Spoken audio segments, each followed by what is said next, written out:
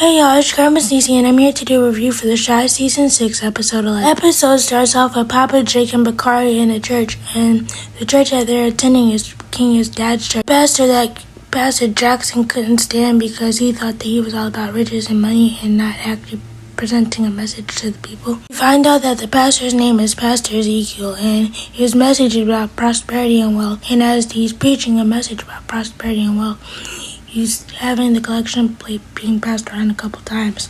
And Bakari had to say, look, how many times is this man going to pass the collection plate around? Because I'm not giving him no more of my money. During the service, Jake asks Papa, who's that sitting up on the stage? He says that's the First Lady. And Jake is like, dang, she bad. So after the service, King decides to introduce Jake, Papa, and Bakari to the pastor and the First Lady.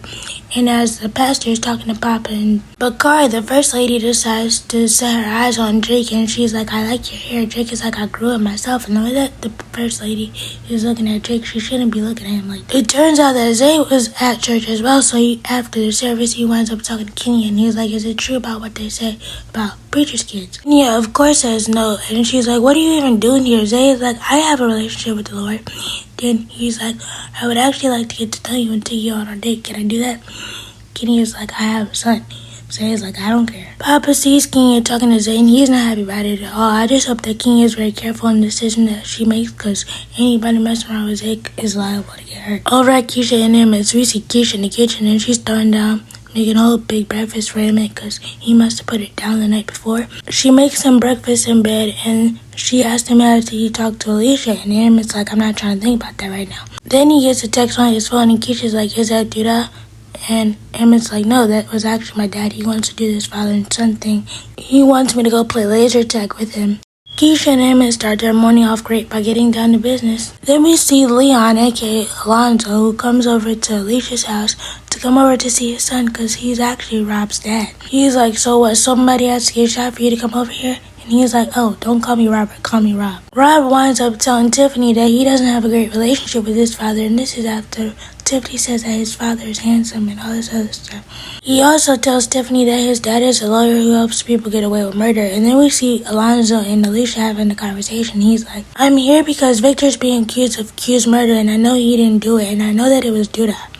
And Alicia's getting very upset by this because she knows that Victor shouldn't be accused. See, Alicia tell Alonzo that he's only here for Victor's purposes and not to actually see his son. Then we see an intense scene between Alicia and Alonzo, and it looks like Alonzo was about to kiss Alicia, and Alicia wanted it, but Alonzo didn't go for it. Bakari, Jake, and Papa are in the car, and they're talking about the church service, and Bakari's like, that pastor's all about money.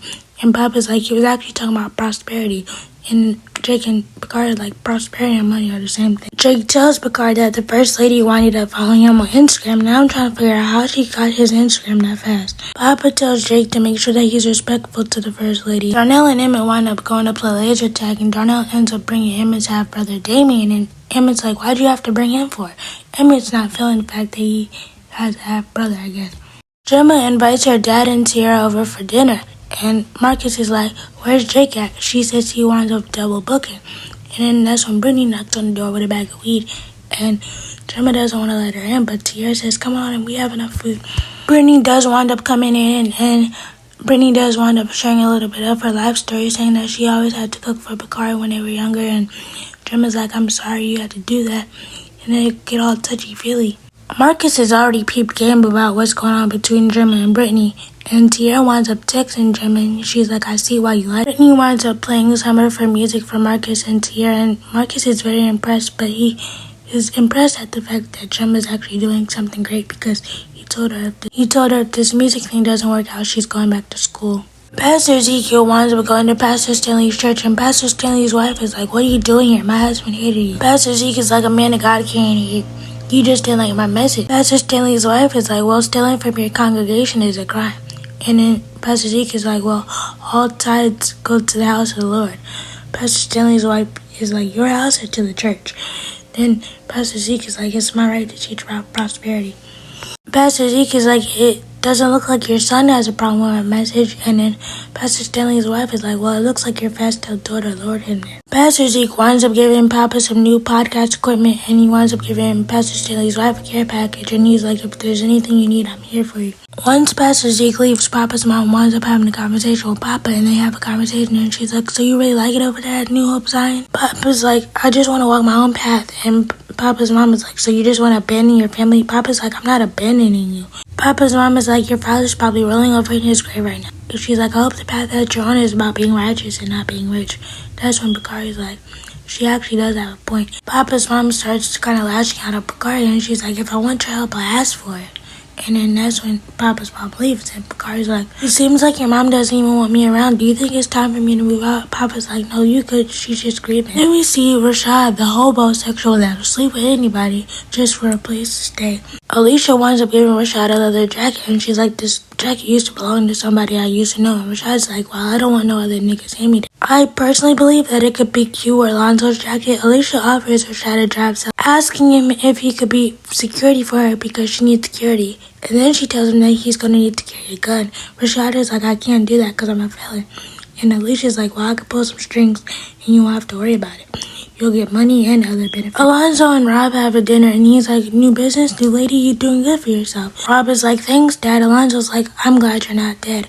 And then Rob is like, yeah, me too. Alonzo's like, I know you tried to kill Judah because you think you killed your uncle. Rob is like, I don't think, I know he did. Alonzo's like, who told you that? Rob is like, we're not in the courtroom. I'm not your witness. I'm your son. Alonzo asks Rob, did he ask Victor to help him kill Judah? And Rob is like, who told you that? Did Victor tell you that? Alonzo's like, well, I can't disclose that information, but Victor might be willing to testify. That's when Rob tells Alonzo F you, and then Alonzo's like, I need a favor, and Rob is like, I need a father. Gemma's dad basically asked Gemma, was there anything going on between her and Brittany? And Gemma's like, no. This is just business. Marcus is like, you sure? Because he already peeped game. You just waiting for Gemma to say something. And Gemma's thinking that Tierra said something. Marcus tells Gemma not to poop where she eats. In other words, don't mix business with play. Then we get to Jake and the First Lady. And the First Lady comes over to Jake's house all seductive and ready to give Jake the business.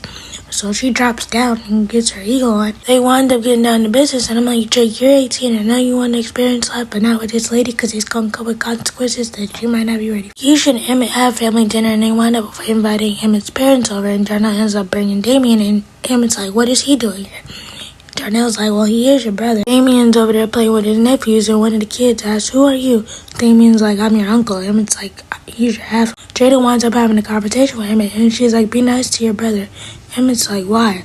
Jada's like, it's about time Darnell start bringing his other kids around. I don't like the way he's going about it, but I'm glad that they're around. Emmett's like, well, you don't care? Jada's like, of course I care. But do you see Keisha caring? She's very receptive of your other kids, so you need to be nice to your brother too. Emmett tells Darnell not to invite unwanted guests to his house, and Darnell's like, this is technically not your house, it's Duda's house. He's like, well, anyway, your brother needs a job, and why don't you hire him as smoking? Emmett winds up saying no at first. He could go work with you, but then he winds up thinking about it, and he's like, I'll think about it. The First Lady and Jake wind up having a conversation after they get done getting down to business, and the First Lady is like, what is it going to take for you to get back to church? Jake is like, I don't know. I don't really like church like that. Well, the First Lady is like, well, what's it going to take for you to come see me again? Jake is like, I don't know. Pray about it. You can tell that it really bothered Jake about what he did, and he wants to be honest with Jim about it, and that's when Gemma comes over. Gemma's like, can you run my back? Jake is like, sure. He winds up doing it. That's when he gets a text on his phone, and Gemma's like, who's texting us? Jake is like, it's the First Lady. She came over and she let me sleep with her. And Gemma's like, well, you could have softened the blow. Jake is like, what do you expect? You expect me to be with you for the rest of my life? We're 18 years old. Gemma's like, yeah, you're my person. Jake is like, I understand that. But who says you want to be with me in the next 10 years? Jake is like, if we're going to be in this relationship, you got to be honest. I know what I did, but you need to be honest and say you thought about Brittany too. Gemma's like, no, I haven't. Jake is like, if we're going to be in this relationship, we got to be honest. Gemma's like, well, we did kiss for 2 seconds. Jake is like, you need to be honest and say you also thought about messing with her too. And the look on Gemma's face is like, I don't want to be honest, but I know I have. Jake is like, look, I don't want to break up with you, but we should keep our options open. Kenyon winds up letting Zay take her out. They wind up sitting in the car talking about what does it take to be a boss. Zay like, it takes a cool head and a cold heart. Zay is like, my head's cool, but I don't have that much of a cold heart. Kenyon's like, that's cool, no. Zay is like, you smoke?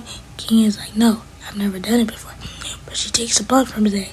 she hits the ball like a pro. Zay even says something about it, like, dang, you hit that ball like a pro. Kenny is like, well, it's the first time for everything. Kenny is like, you work for Duda, don't you? Zay is like, yeah, but I'm tired of having a boss. Kenny, if you know this man works for Duda, you know how dangerous this man is. Why are you messing around with you? You want to get her, don't you? Because you like bad boys, but I really hope you don't get her for the sake of your son. Everyone winds up going to the studio to work on some music with Brittany, but her ulterior motive and goal is to try to sleep with Brittany because she's heard about what Jake did. Brittany's like, I want to be with you too, but once you get with a woman, there's no going back, and I don't want that to happen between us because I like the music that we make together. Jim is like, so what you telling me, if I really sleep with you, my life will be changed forever?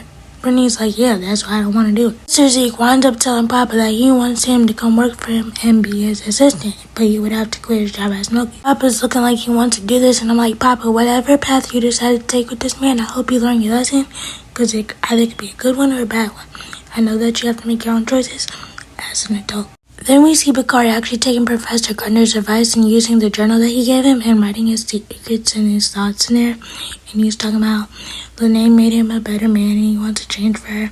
He has people that actually loves him and cares about him, like Rashad and Victor and him. And Pastor Stanley meant a lot to him and he's hoping that he's making him proud, but he wants to check out the person that did this to Pastor Stanley. He knows that he won't feel anything from it but pain, because that's the same thing he felt when he killed Ronnie for Googie, and it didn't help him in any way. He also talks about the relationship that he has with his sister and that he's glad that she's back, but he doesn't know if he could trust her because it's weird how she came back after they don't have a good relationship because they were separated into different foster homes when they were younger. And Bakari's like, I don't want to live this life anymore. I want to be something great. I want to do something for myself. Bakari, I just want to let you know that you can't trust your sister with a 10-inch pulpit. But let me know what you guys think about the episode. Please be sure to like, comment, and subscribe, turn on your bell notifications. Bye.